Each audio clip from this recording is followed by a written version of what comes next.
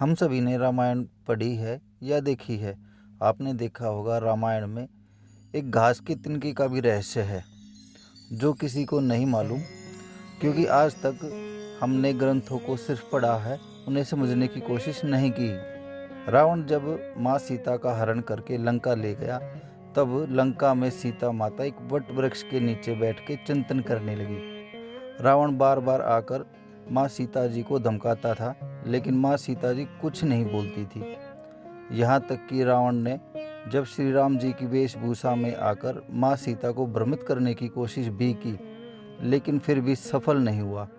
जब रावण थक हार कर अपने शयन कक्ष में गया तो मंदोदरी ने उससे पूछा, आप तो राम का वेश धारण करके गए थे, फिर क्या हुआ? रावण बोला, जब मैं राम का रूप लेकर सीता के समक्ष गया तो सीता मुझे नजर ही नहीं आ रही थी। रावण अपनी समस्त ताकत लगा चुका था, लेकिन जिस जगत जननी माँ को आज तक कोई समझ नहीं सका, उन्हें रावण भी कैसे समझ पाता। रावण एक बार फिर आया और बोला, मैं तुम्हें सीधे सीधे संवाद करता हूँ, लेकिन तुम कैसी नारी हो कि मेरे आते ही घास का एक तिनका उठाकर उसे ही घूर घूर कर देखने लगती हो। क्या घास का यह तिनका राम से भी तुम्हें ज़्यादा प्रिय है? रावण के इस प्रश्न को सुनकर माँ सीता जी बिल्कुल चुप हो गई और उनकी आंखों से आंसू की धारा बह पड़ी। उनकी सबसे बड़ी वजह यह थी कि जब श्री राम जी का विवाह माँ सीता के साथ हुआ, तब सीता जी का बड़ा आदर सत्कार के साथ गृह प्रवेश भी हुआ। बहुत उत्सव भी मनाया गया। प्रथा अनुसार नववधु विवाह के पश्चात जब ससुराल आती है तो उसके हाथ से कुछ मीठा पकवान बनवाया जाता है, ताकि जीवन भर घर में मिठास बनी रहे। इसलिए माँ सीता जी ने भी उस दिन अपने हाथ से घर पर खीर बनाई और समस्त परिवार, राजा दशरथ एवं तीनों रानियां सहित चारों भाइयों, ऋषि मुनियों को भी भोजन पर आमंत्रित किया।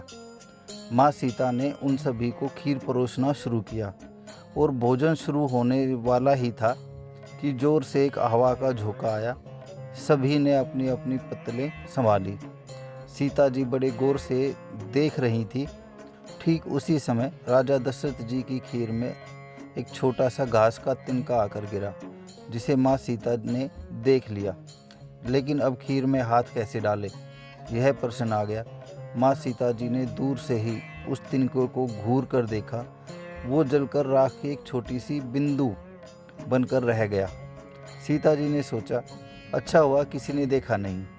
लेकिन राजा दशरथ माँ सीता जी के इस चमत्कार को देख रहे थे। फिर भी राजा दशरथ जी चुप रहे और अपने कक्ष पहुंचकर माँ सीता को बुलवाया। फिर उन्होंने सीता जी से कहा कि मैंने आज अपने भोजन के समय आपके चमत्कार को देखा था। आप साक्षात जगत जननी स्वरूपा हैं, लेकिन एक बात आप मेरी जरूर याद रखना। आपने जिस नज़र से आज उस तिनके को देखा था, उस नज़र से आप अपने शत्रु को भी कभी मत देखना। इसलिए माँ सीता जी के सामने जब भी रावण आता था तो वह उस घास के तिनके को उठाकर राजा दशरथ जी की वो बात याद करने लगती थी। तरणधर ओट कहत द्वैदही, सुमरी अवधपति परम स्नेही। यही है उस तिनके का रहस्य। इसलिए माँ सीता चाहती तो रावण को उस जगह पर ही राख कर सकती थी, लेकिन राजा दशरथ जी को दिए वचन एवं भगवान श्री राम को रावण वध का श्रेय दिलाने हेतु वो शांत रहीं। ऐसी विशाल हृदय थी हमारी जानकी माता। जय श्री राम, जय सीता मैया।